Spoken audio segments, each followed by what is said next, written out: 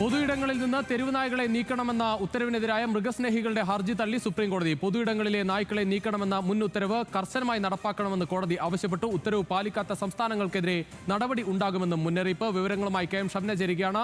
ഷബ്ന, എന്തായാലും സുപ്രീംകോടതി വളരെ കർശനമായി തന്നെ സംസ്ഥാനങ്ങൾക്ക് നിർദ്ദേശം നൽകുകയാണ്. പ്രത്യേകിച്ച് ഈ തെരുവുനായകളുടെ ആക്രമണങ്ങളൊക്കെ കൂടുന്ന ഒരു പശ്ചാത്തലം കൂടിയുണ്ട് ഈ ഒരു വിധിയുടെ പശ്ചാത്തലം.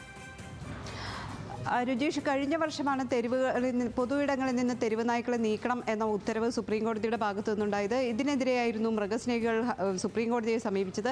മൃഗസ്നേഹികളുടെ വാദം ഇത്തരത്തിൽ പൊതുയിടങ്ങളിൽ നിന്ന് ഈ തെരുവ് നായ്ക്കളെ പിടികൂടുകയും കൂട്ടിലടക്കുകയും ചെയ്യുന്നത് അത് അവരോടുള്ള ക്രൂരതയാണ്, ഈ മൃഗങ്ങളോടുള്ള ക്രൂരതയാണ് എന്നൊരു വാദം ഉന്നയിച്ചിരുന്നു.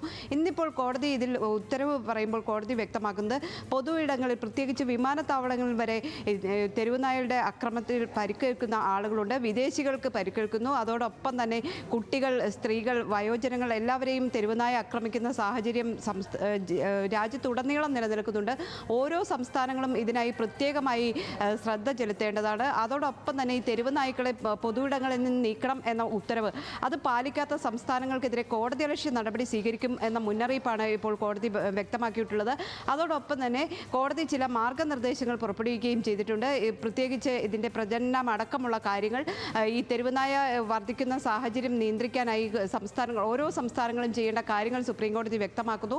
അന്തസ്സോടെ ജീവിക്കാനുള്ള സൗകര്യമൊരുക്കൽ സംസ്ഥാനങ്ങളുടെ ബാധ്യതയാണ് എന്ന് സുപ്രീംകോടതി വീണ്ടും ആവർത്തിക്കുന്നു. അതോടൊപ്പം ഈ കോടതി ചൂണ്ടിക്കാണിക്കുന്ന മറ്റൊരു കാര്യം, ഈ തെരുവുനായയുടെ ആക്രമണം മൂലം അന്തസ്സോടെ ജീവിക്കാനുള്ള സാഹചര്യം ഇല്ലാതാകുന്നത് രാജ്യത്തുടനീളം കാണുന്നുണ്ട്. ജഡ്ജിമാർക്ക് തെരുവുനായയുടെ ആക്രമണത്തിൽ പരിക്കേറ്റു, വിദേശികൾ എത്തുമ്പോൾ അവരെ ആക്രമിക്കുന്നു, കുട്ടികളെ ആക്രമിക്കുന്നു. അത്തരത്തിലുള്ള വലിയ സാഹചര്യം സംസ്ഥാനത്തുടനീളം അല്ലെങ്കിൽ രാജ്യത്തുടനീളം നിലനിൽക്കുമ്പോൾ ഈ മൃഗസ്നേഹികളുടെ ആവശ്യം അംഗീകരിക്കാൻ പറ്റില്ല എന്നാണ് കോടതി ഇപ്പോൾ കർശന നിർദ്ദേശം നൽകിയിട്ടുള്ളത്. തെരുവ് നായ്ക്കളെ മാറ്റണം, അതായത് പൊതുയിടങ്ങളിൽ നിന്ന് പിടികൂടി കൂട്ടിലടക്കണം എന്ന മുൻ ഉത്തരവ് അത് കർശനമായി പാലിക്കണം എന്നാണ് സുപ്രീംകോടതിയുടെ ഇപ്പോഴുള്ള പുതിയ ഉത്തരവ്.